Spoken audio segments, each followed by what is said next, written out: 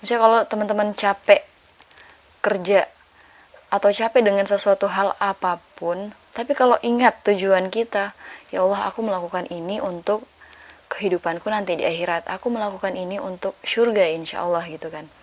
Jadi rasa bosan itu bakal hilang, rasa capek itu bakal hilang, karena ya Allah, sungguh surga itu, sungguh kehidupan akhirat itu. Hey semua, assalamualaikum, balik lagi di sesi reminder time.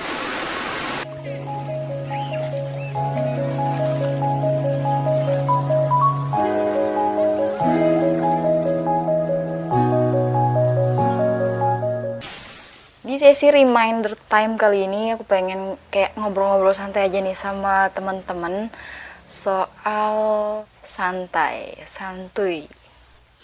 Ada nggak sih yang ngejalanin semuanya dari hari ke hari itu dengan santuy alias santai, dan hari itu terus berulang. Hari ini misalnya kita lakukan dari pagi sampai malam, berulang lagi ke besoknya dengan kegiatan-kegiatan yang sama. Dan pada akhirnya dari mulut kita keluar kata bosen hidup gini-gini mulu. Pernah gak ada yang kayak gitu? Jadi kita kayak bosan gitu ngejalanin hidup kita setiap harinya karena melakukan kegiatan yang itu saja. Bicara soal kebosanan kita terhadap aktivitas kita setiap harinya, nah ini perlu kita tanyakan nih pada diri kita nih.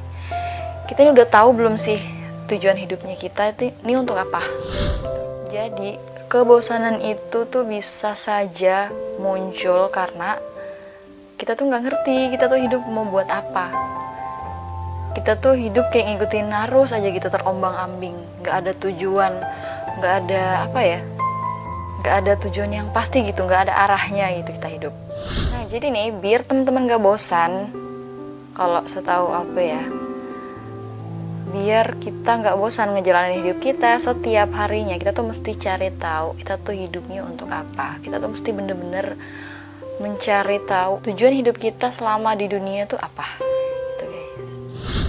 Dan bicara kita sebagai seorang muslim, tentu tujuan hidup kita tuh seharusnya sudah jelas. Tentunya tujuan hidup kita sebagai seorang muslim adalah untuk beribadah kepada Allah Subhanahu wa Ta'ala. Tujuan kita di dunia ini adalah untuk mencari ridhonya Allah gitu. Jadi kalau kita sehari-harinya udah bosan dengan aktivitas kita, berarti ada yang salah nih dengan aktivitas kita. Berarti aktivitas kita tuh semata-mata hanya untuk dunia.